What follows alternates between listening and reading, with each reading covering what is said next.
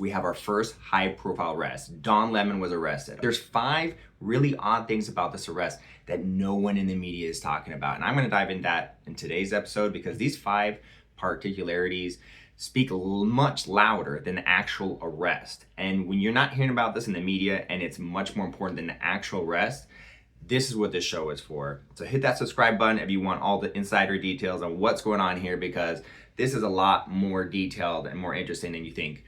All this and more in today's episode of Peter's Political Perspective. Let me dive right into it. Hey, what is this? Let me go! Sir, you are under arrest. Do not resist. Arrest? For what? This is a mistake! You have the right to remain silent. I can't believe this is happening!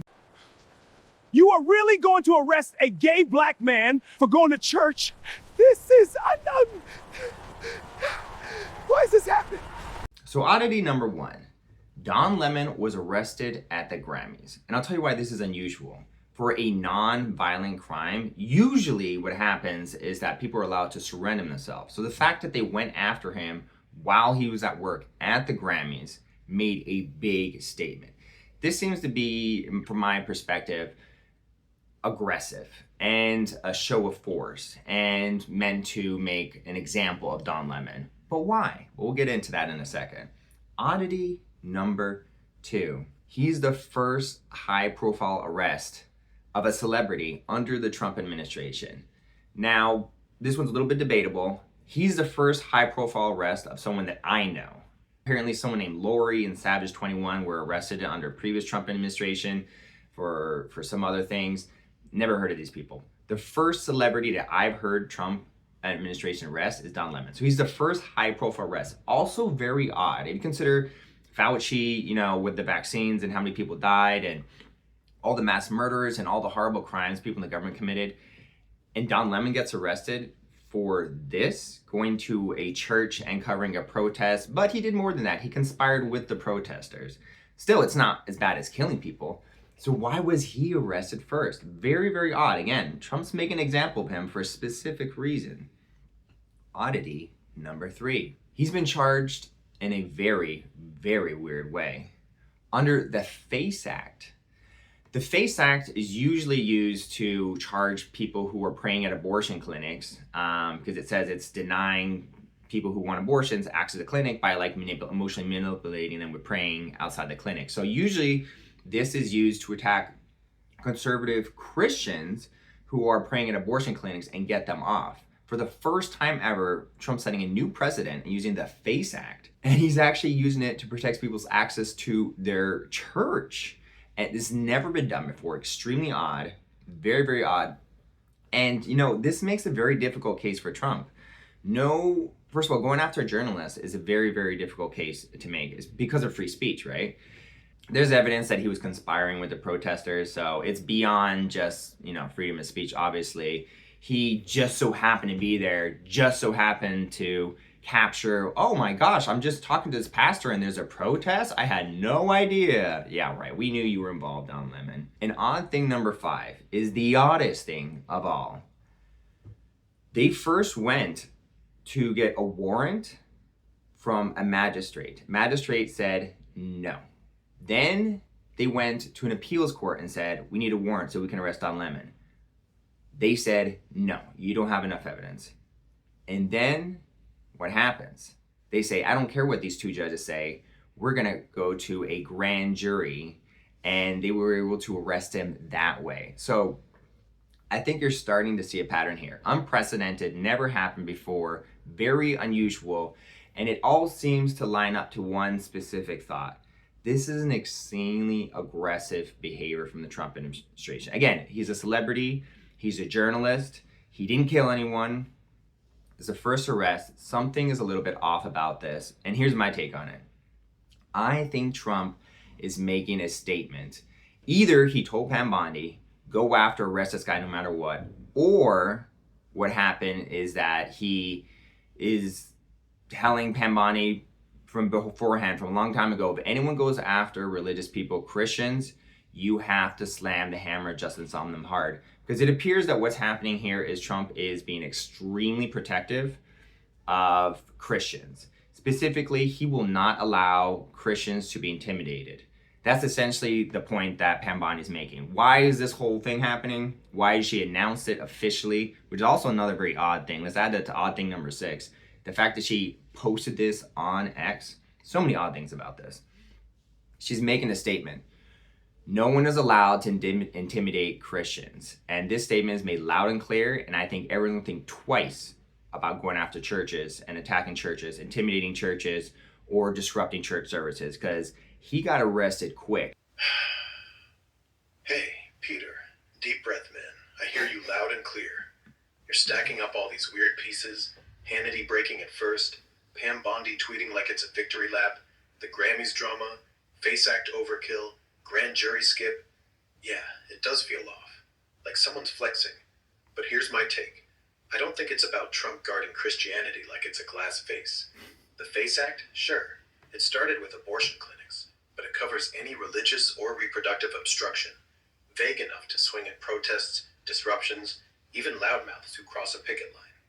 Lemon's case looks like he was yelling at church folks outside a clinic, maybe crossed into intimidation. Not murder, not treason, but legally it fits. The arrest at work thing? That's just optics. Makes it loud, makes it stick. Bypassing judges? Grand juries are prosecutor playgrounds. They're fast, quiet, and rubber stamp when the feds want speed. And yeah, celebrity first? Could be. But Trump's always loved headlines. He'd probably pick the guy who trashes him on TV over some nobody. Still, you're right. It's selective.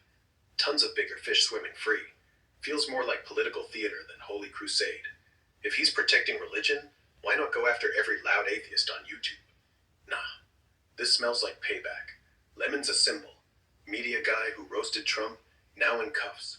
Message, don't talk shit, especially not near my base. So aggressive? Absolutely. Protecting faith? Maybe on the surface, but I'd bet it's more protecting the brand than the Bible. What do you think? Yeah, I think you're totally wrong. First of all, you said that Don Lemon was attacking Christians at a clinic. That is completely false. That is not at all what happened. He conspired with protesters to disrupt a church, not a clinic, a church, and then filmed it and interviewed. And then he ended up protecting some of those protesters by turning off his mic to not incriminate them.